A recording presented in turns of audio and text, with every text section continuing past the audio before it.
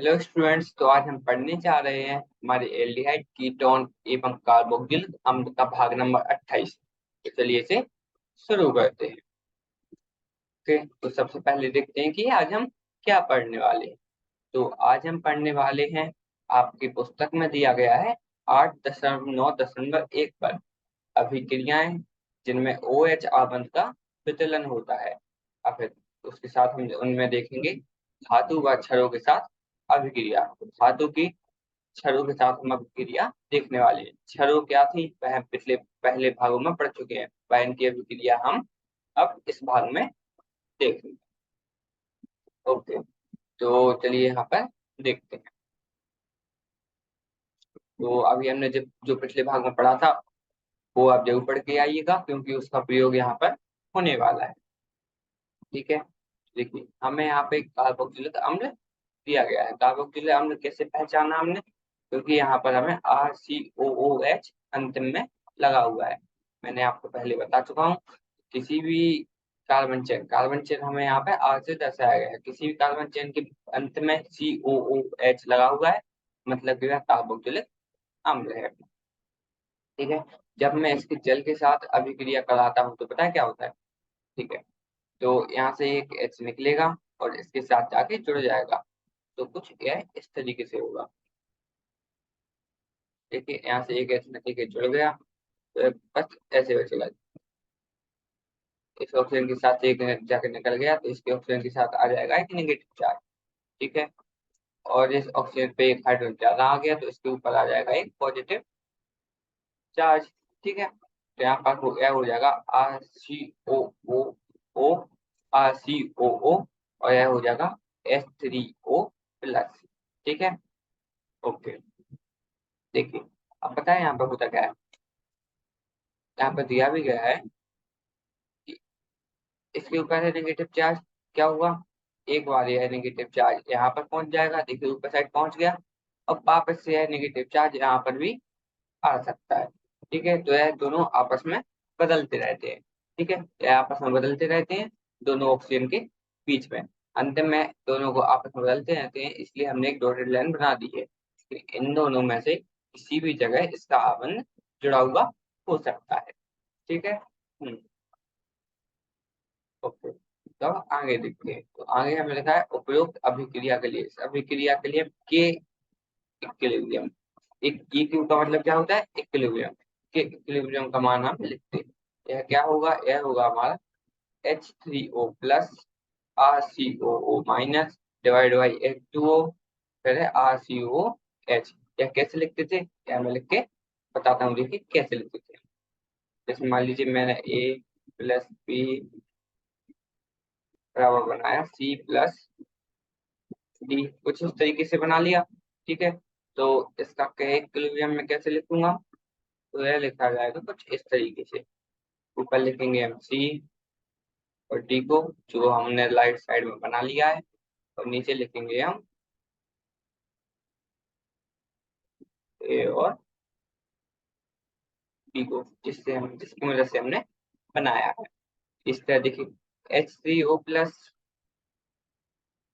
यहाँ पर हमने बनाया है RCO-, यहाँ पर हमने बनाया है H2O, हमने यहाँ पर प्रयोग किया था, और RCOH हमने यहाँ पर प्रयोग किया था। ठीक है, ओके। तो यहाँ पर हमने बना लिया है। तो देखिए के इक्विलिब्रियम H2O, इसको हमने के मान लेते हैं। H2O को जब मैं इस साइड गुणा कर दूंगा तो यह बन जाएगा के इक्विलिब्रियम, गुणा में आ जाएगा H2O, और इसी को मैंने यहाँ पर के मान लिया है, के मान लिया। ठीक है, H2O के साथ आ जाएगा तो हमारा बचेगा, क्या बचेगा H3O+, और यहाँ पर RCO-, और नीचे बचेगा हमारा RCOH। ठीक है, बिल्कुल सही। यहाँ के इक्विलिब्रियम सामान्य अवस्था स्थिरांक तथा के वे अम्ल वियोजन स्थिरांक है। यह भी आपको ध्यान रखना है कि इक्विलिब्रियम मैंने बता दिया आपको क्या है, यह सामान्य अवस्था स्थिरांक। और यह क्या है कि के है हमारा अम्ल वियोजन स्थिरांक। ठीक है, इन दोनों का नाम आप याद रख लीजिएगा ताकि आपको बाद में दिक्कत ना हो। ठीक है, ओके। सुविधा के लिए अम्लों की सामान्यता के ए मान की बजाय पी के ए के मान से इंगित करते हैं। पी के ए किसके बराबर होता है? माइनस का लो के ए के बराबर होता है। पी के ए हम लिख लेंगे, और जो भी हम लॉग लेने के बाद के ए से बचेगा उसका हम नेगेटिव कर देंगे, तो यह आ जाएगा कुछ इस तरीके से। तो यहाँ से हम पी के ए का मान को इंगित कर देंगे, क्योंकि हमें के ए के मान इंगित कर रहे थे, लेकिन जहाँ पे हम पीके का मान इंगित कर देंगे वहां पे हमें सरलता होगी।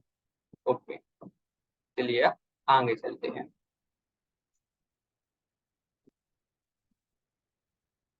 ओके, तो यहाँ पे दिया भी गया है हाइड्रोक्लोरिक अम्ल का पीके मान माइनस का 7 है।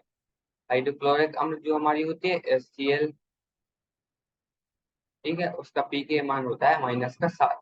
जबकि ट्राई फ्लोरो एसिटिक अम्ल, पेट्रोलियम कार्बोक्सिलिक अम्ल, उसका मान कितना होता है? ठीक है, बेंजोइक अम्ल और एसिटिक अम्ल का पीके मान 0.23, 4.19 और 4.76 होते हैं। ठीक है, जो हमारा ट्राई फ्लोरो एसिटिक अम्ल था उसका मान है हमारा 0.23। उसके बाद हमारा जो बेंजोइक अम्ल है उसका मान है हमारा 4.19। एसिटिक अम्ल है उसका मान है हमारा 4.76। इनको आपको डायरेक्ट याद रखने की कोई जरूरत नहीं है, या कहीं नहीं पूछी जाएगी, तो बस आपको ध्यान रखना है कि इनका होता कैसे है, बात कैसे निकालते हैं और इनका मतलब क्या होता है। मतलब जिसका ज्यादा है तो उसका क्या मतलब है, जिसका कम है तो उसका क्या मतलब है। बस आपको यही ध्यान रखना है, इनको याद रखने की कोई जरूरत नहीं है कि एसिटिक अम्ल का 4.6 होता है, कि उसका कितना होता है, या फिर उसका कितना होता है। डायरेक्ट याद रखने की आपको कोई जरूरत नहीं है। अम्ल का पीके मान जितना कम होगा अम्ल उतना ही प्रबल होगा। तो अम्ल का जो पीके मान है वह जितना कम होगा, ठीक है, अम्ल उतना ही प्रबल होगा। इसमें बताया गया है, यहाँ से हम चीज से पता कर सकते हैं। इसलिए जो हमारा HCl का अम्ल है उसका पीके मान है -7। -7 है मतलब 0 से भी कम है, तो यह सबसे ज्यादा प्रबल अम्ल है। इसी तरह जो हमारा ट्राईफ्लोरो एसिटिक अम्ल है उसका मान है 0.23, जो कि इन दोनों से कम है, मतलब कि यह इन दोनों से कम ज्यादा प्रबल अम्ल है। और इसी तरह जो हमारा बेंजोइक अम्ल है वह हमारा एसिटिक अम्ल से ज्यादा प्रबल है। और एसिटिक अम्ल जो हमारा दिया गया है वह सबसे ज्यादा दुर्बल अम्ल होगा इन सभी में। ठीक है, तो फिर एक उत्तम प्रोटॉन दाता क्यों कहते हैं? क्योंकि मान लीजिए HCl है, HCl देता है हमें H++ Cl-। इसलिए जब कोई चीज H+ देती है या H+ हम उससे निकाल सकते हैं तो हम उसे प्रोटॉन दाता कहते हैं। ठीक है, ओके।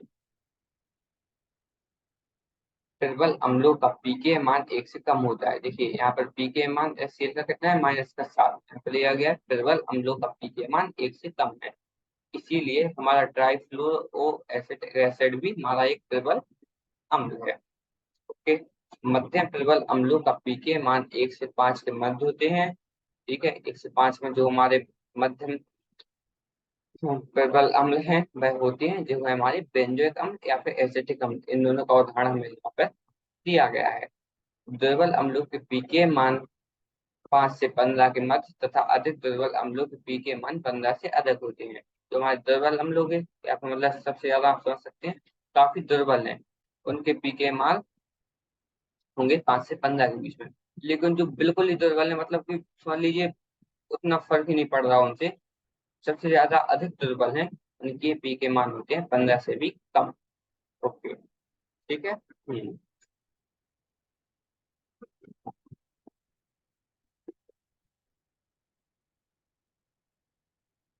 कार्बोक्सिलिक अम्ल खनिज अम्लों से दुर्बल होते हैं। मैंने बताया खनिज अम्ल जो हमारे होते हैं उनसे हमारे यह अम्ल दुर्बल होते हैं। मान लीजिए मैं यहाँ पे लिख दूं HNO3, ठीक है, HCl वगैरह, H2SO4। इन अम्लों से कार्बोक्सिलिक अम्ल जो हमारे होते हैं वह बहुत ज्यादा दुर्बल होते हैं। परंतु एल्कोहलों एवं अनेक सरल फिनोलों से एसिटनॉल एथिनॉल के पीके मान माइनस अप्रोक्स 16 है। अप्रोक्स 16 इसका मतलब है अप्रोक्स 16। ठीक है, तो यह हमारी काफी प्रबल अम्ल है। तथा फिनोलों का पीके मान 10 होता है। जो हमारे फिनोल होते हैं उनका पीके मान होता है 10। फिनोल में हम जैसे कोई भी समझ सकते हैं, आपको बता दूं C6H5OH। जैसे मान लीजिए मैंने कोई भी फिनोल ले लिया तो इनका पीके मान होगा 10 के समथिंग समथिंग। ठीक है, ओके, मतलब कि यह थोड़ी हमारे दुर्बल अम्ल है। ओके, वास्तव में आपने अब तक जिन कार्बनिक यौगिकों का अध्ययन किया है उनमें कार्बोक्सिलिक अम्ल सर्वाधिक अम्लीय है। उनमें जो हमारा कार्बोक्सिलिक अम्ल है वह सबसे ज्यादा अम्लीय है। ठीक है, कार्बोक्सिलिक अम्ल क्या थी हमारी C6H5COOH। ठीक है, यह हमारी सबसे ज्यादा अम्लीय है। ओके, आपको पहले से यह ज्ञात है कि फिनोल अल्कोहल की अपेक्षा क्यों ज्यादा अम्लीय होते हैं। तो मैंने अभी आपको 2-3 भाग पहले या कुछ भाग पहले बताया था कि फिनोल अल्कोहल की अपेक्षा क्यों ज्यादा अम्लीय होते हैं। ठीक है, ओके, तो इनका काफी रीजन था कि वहां से हाइड्रोजन हटता है और क्यों ज्यादा अम्लीय होते हैं वो आप पढ़ लीजिएगा। इसी प्रकार से कार्बोक्सिलिक अम्लों की फिनोलों की अपेक्षा उच्च अम्लता को समझा जा सकता है। कार्बोक्सिलिक अम्ल का संयुग्मी क्षारक कार्बोक्सिलेट आयन तो समान अनुनादी संरचनाओं द्वारा स्थिरांक प्राप्त करता है एवं इनमें द्रव्यमान अधिक व्युत्पत्ति जरूरी ऑक्सीजन परमाणु पर स्थित होता है।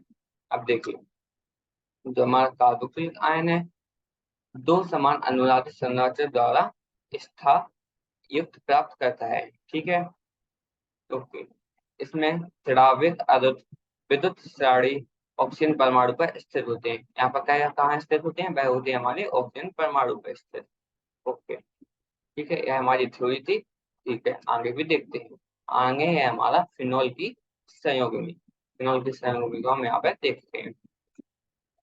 तो क्षारक एक फिनोक्साइड आयन होता है जिसकी अनुनादी संरचनाएं असमान होती हैं तथा इनके सड़ावे अल्पनागी सड़ी कार्बन परमाणु पर स्थित होता है। कहाँ पर स्थित होता है, कार्बन परमाणु पर। तो आपको यह ध्यान रखना है कि छोटी छोटी चीजें जैसे कि यह कार्बन परमाणु पर स्थित होता है, यह हमारी एक एक मार्क्स में ज्यादा कभी कभी पूछ ली जाती है। तो यह चीजें आपको ध्यान में रखनी है।